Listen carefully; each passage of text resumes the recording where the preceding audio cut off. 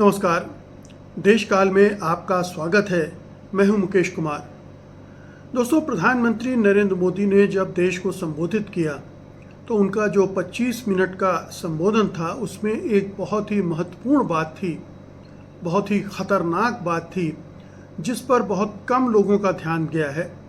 और अगर कुछ लोगों का ध्यान गया भी है तो उस पर उतनी गहराई से उन्होंने विचार नहीं किया है कि दरअसल वो विचार कितना घातक है भारत के लिए, भारत के भविष्य के लिए, और मैं तो कहूँगा कि दुनिया के लिए भी।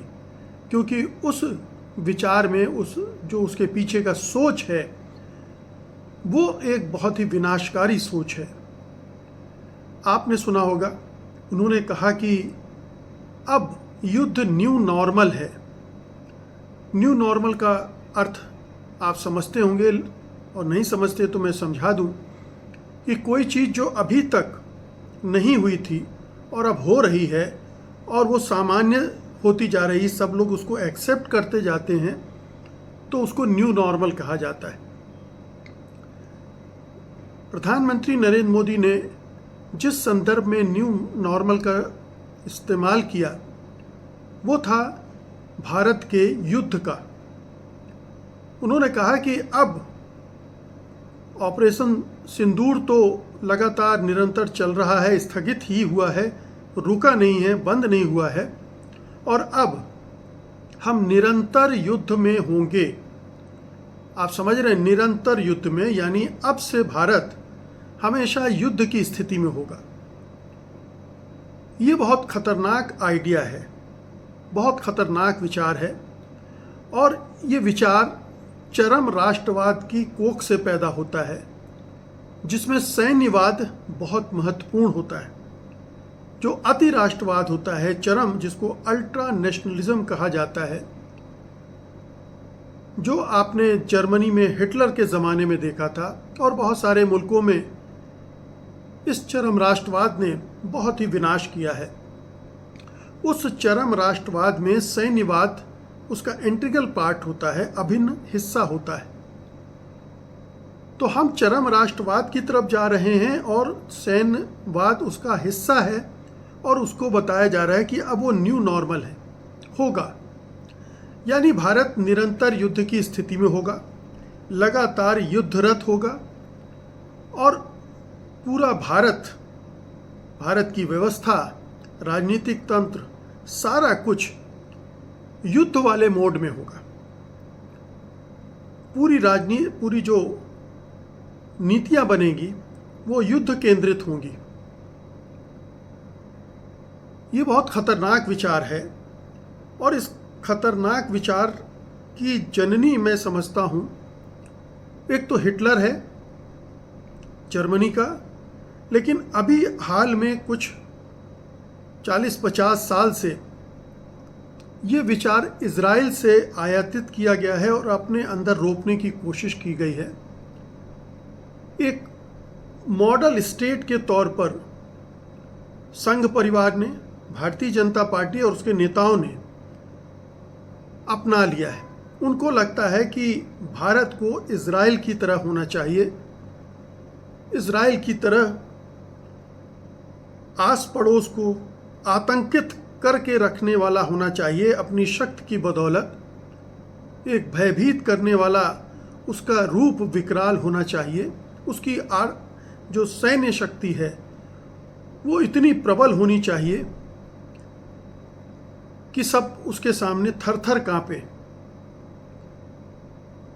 वो ये नहीं समझने की कोशिश करते हैं कि इजराइल अगर ऐसा है तो क्यों है, और अगर वो इतने युद्ध लगातार लड़ रहा है तो एक तो कैसे लड़ रहा है, और दूसरा क्या इस तरह की युद्ध की स्थिति में हमेशा किसी राष्ट्र का होना, सन 1948 से लगातार उस स्थिति में बने रहना, क्या उस मुल्क के स्वास्थ्य के लिए अच्छा है? ये दो सवाल इजराइल के उससे जुड़े हुए हैं। तो इजराइल को रोल मॉडल समझकर वो इजराइल बनने की कोशिश कर रहे हैं, भारत को इजराइल बनाने की कोशिश कर रहे हैं। इजराइल जिसके सारे पड़ोसी देश शत्रु हैं। इज़राइल जो सारे पड़ोसियों से लड़ता है, आप कह सकते हैं कि दूसरे पड़ोसी भी उससे लड़ते हैं, लेकिन इसमें इज़राइल की भूमिका बहुत ही एक गुंडे वाली रही है। इसके अगर हम इतिहास में जाएंगे इज़राइल की, तो बहुत सारी चीज़ें हमें डिस्कस करनी पड़ेगी कि किस तरह से इज़राइल को बनवाया गया। यूरोप की जो अपराध ग्रंथि थी कि हिटलर ने यहूदियों के साथ अत्याचार किया, उनको एक होमलैंड दे दिया जाए और फ़िलिस्तीनियों से एक बड़ा हिस्सा छीन कर इज़राइल को दिया गया, और फिर इज़राइल फ़िलिस्तीनियों को हटाकर उस हिस्से पर भी कब्ज़ा करना चाहता है। तो ये लगातार संघर्ष चल रहा है। लेकिन मैं इसके आगे जाना चाहता हूँ। उस संघर्ष में, उस टकराव में इज़राइल का भी दोष हो सकता है, अरब मुल्कों का रवैया भी काफ़ी हद तक जिम्मेदार हो सकता है। लेकिन ये समझने की ज़रूरत है कि इज़राइल अगर इतने सारे युद्धों से लगातार लड़ पा रहा है तो इसलिए नहीं कि इज़राइल हमेशा से शक्तिशाली रहा है और उसकी अपनी शक्ति है। असल बात तो ये है कि अगर उसके पीछे अमेरिका न खड़ा हो तो अरब मुल्क उसको कब का मटिया मेट कर देंगे। वो टिक नहीं पाएगा अरबों के सामने। आपको बता दें कि अमेरिका इज़राइल को हर साल तकरीबन $4 बिलियन सैन्य सहायता के रूप में देता है। 2016 में एक MOU हुआ था जिसके तहत 2019 से 2028 तक ये राशि उसकी सैन्य सहायता के रूप में आ रही है। अमेरिका उसको उन्नत हथियार सप्लाई करता है जिसमें F-35 स्टील्थ फाइटर जेट्स हैं, मिसाइल डिफेंस सिस्टम है जिसको बहुत चर्चित है आयरन डोम, वो उसने उपलब्ध कराया है। ज्वाइंट मिलिट्री एक्सरसाइज होती हैं उसके साथ, जिससे इज़राइल की रक्षा स्थिति मजबूत होती है। और इज़राइल जिन हथियारों का निर्माण करता है, डेवलप करना चाहता है, उसमें भी अमेरिका उसको सहयोग देता है।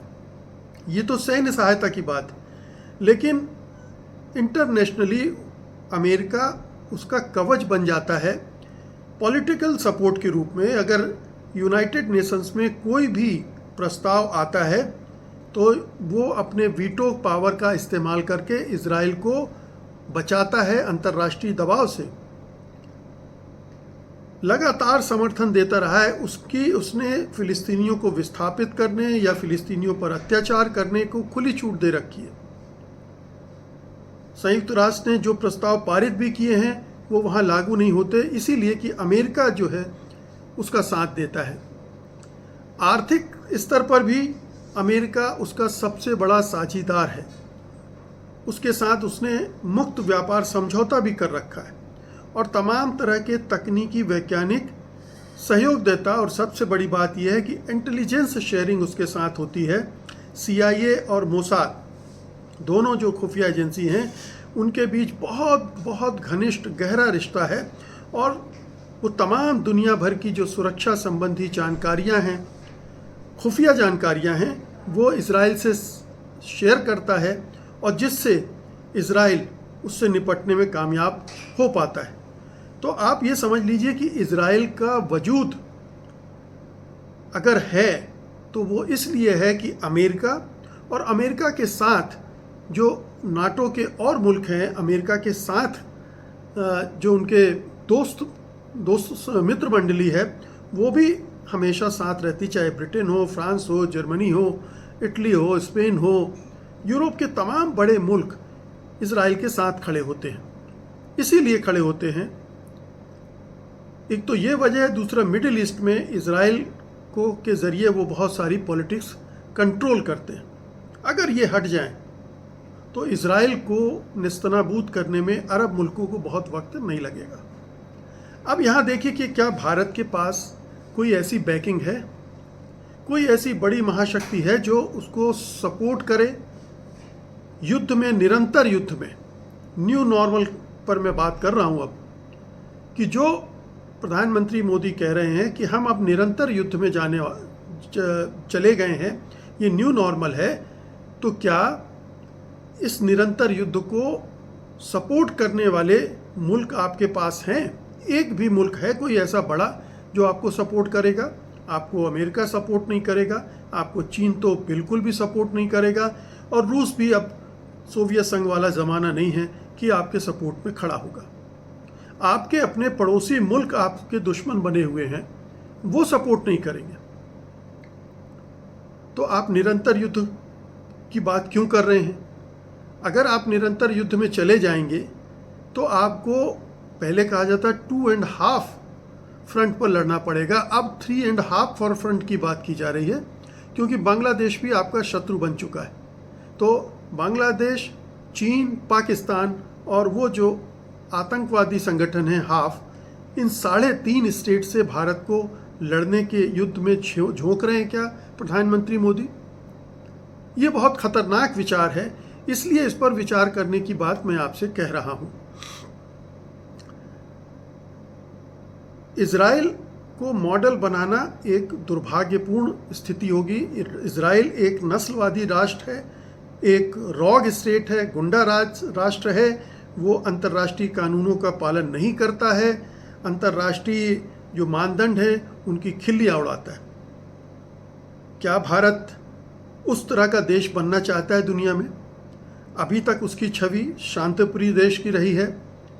ये माना जाता है कि वो अंतर्राष्ट्रीय कानूनों का पालन करता है, मानवाधिकारों का पालन करता है और अंतर्राष्ट्रीय बिरादरी के साथ मिलकर चलता है।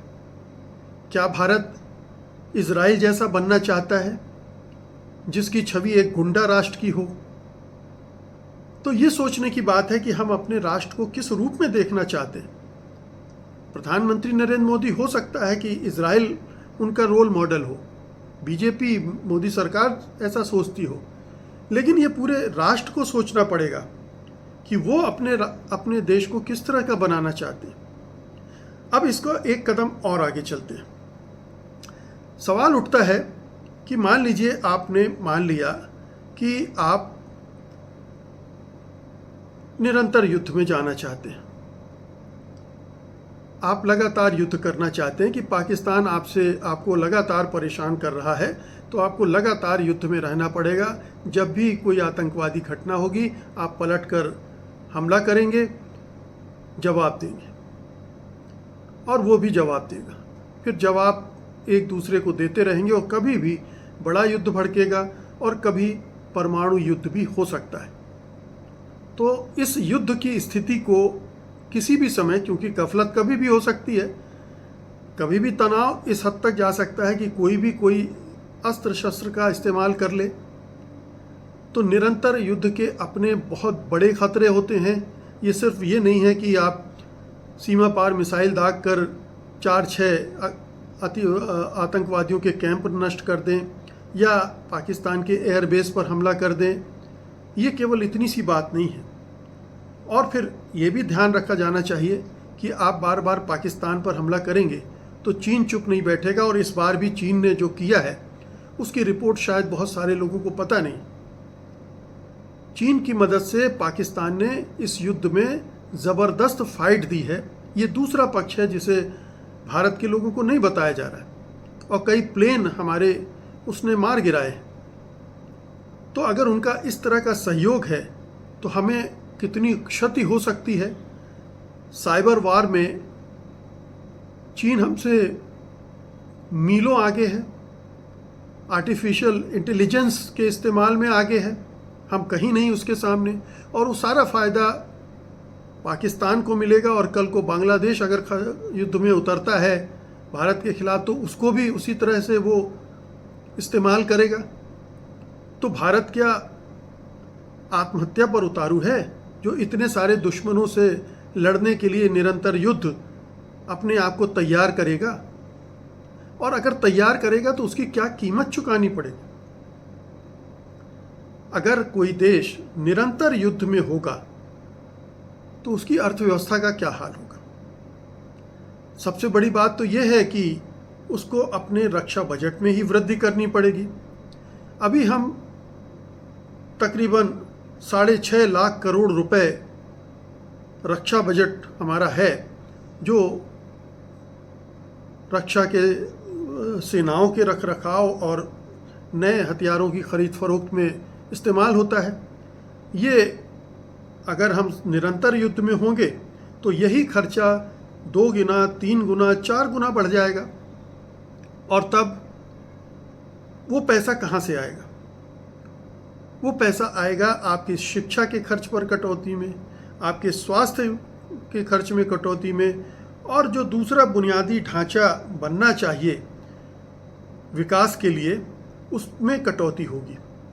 यानी बाकी जगहों से पैसा काट काट कर आप सुरक्षा पर खर्च करेंगे और देश पिछड़ता चला जाएगा। तो कहाँ तो हम उम्मीद कर रहे हैं कि हम चीन से होड़ लेंगे, हम दुनिया की दूसरे नंबर की बड़ी अर्थव्यवस्था बनेंगे, और कहाँ हम अगर इस निरंतर युद्ध वाले जाल में फंस गए तो हम पिछड़ते हुए कहाँ चले जाएंगे, आप कल्पना ही कर सकते हैं। दूसरी बात यह है कि जिस देश में अशांति होती है, युद्ध की स्थिति होती है, अस्थिरता होती है, वहाँ कोई निवेश नहीं होता।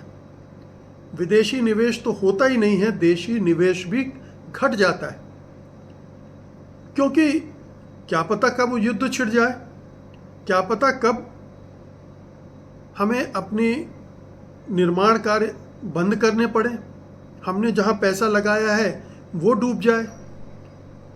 तो ये सारी परिस्थितियाँ होंगी। तो जो एक तो खर्च में कटौती करके हम सुरक्षा में डालेंगे, वहाँ विकास प्रभावित होगा। फिर निवेश अगर नहीं होगा तो फिर ये उससे भी प्रभावित होगा हमारा विकास।